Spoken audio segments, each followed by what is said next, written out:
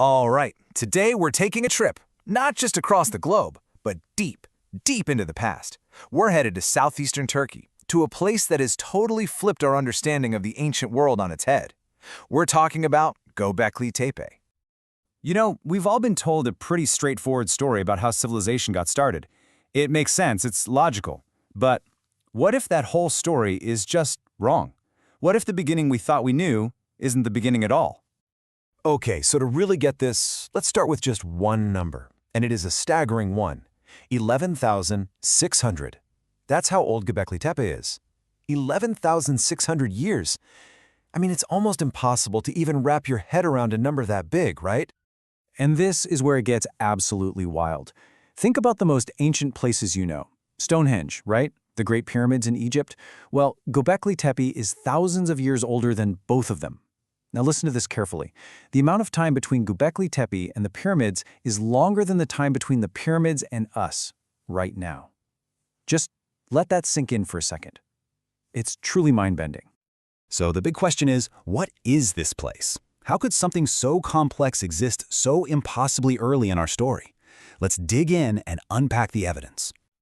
Okay, so here's the official line. It's the world's oldest known temple. But it's that last part that changes everything. It was built by hunter-gatherers. Before we found this place, the thinking was, no way. There's no way people like that could pull off something this massive. And we're not talking about a couple of mud huts here. Oh no. We're talking about enormous T-shaped pillars made of limestone. They had to quarry these things and move them without the wheel, without any pack animals. Some of these pillars weigh more than 10 tons. It's just, the engineering is absolutely insane for people who were supposed to be simple nomads. And it doesn't stop there. These pillars are covered in these incredible, detailed carvings. Lions, snakes, foxes, scorpions. And here's the thing, these weren't the animals on the dinner menu. These were powerful, symbolic creatures. It tells us they had a really deep and complex system of beliefs, a whole shared story about the world. So this is the point where Göbekli Tepe goes from being just another cool archaeological site to something that completely shatters our history books. It literally forces us to rethink everything.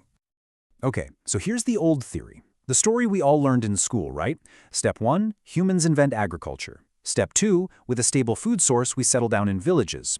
And only then, step 3, with all that extra time and food, we start getting into complex stuff like religion and building big temples. It's logical, it makes sense, A to B to C. Well, Göbekli Tepe takes that neat little story and just throws it out the window. The new theory this site forces us to consider is, what if religion came first? What if people gathered to build this massive, sacred place, and then they had to figure out, hey, how are we going to feed all these workers and worshipers? Maybe that's what kicked off the agricultural revolution, not the other way around. So that's the absolute game changer right there. The idea that it wasn't farming that led to temples, but that building temples led to farming.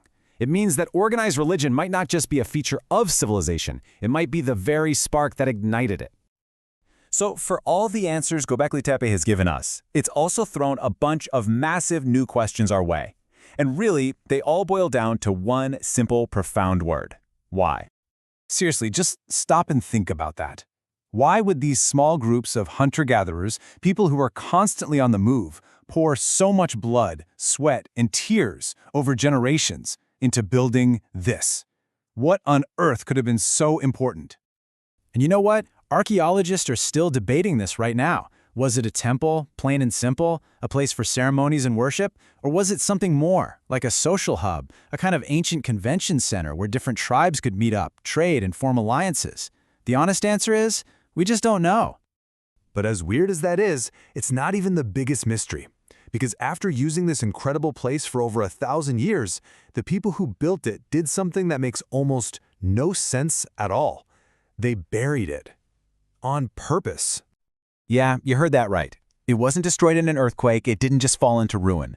They carefully, deliberately, backfilled the whole thing with tons and tons of earth. Think about that.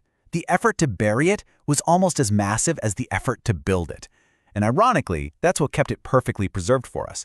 But the why they would do that, is a total mystery. Okay, so let's bring this story into the present day.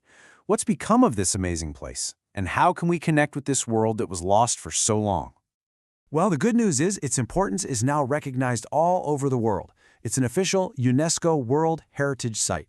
It's even got this incredible modern roof built over it to protect it, so you can actually go there and walk on platforms above the pits and see these pillars for yourself.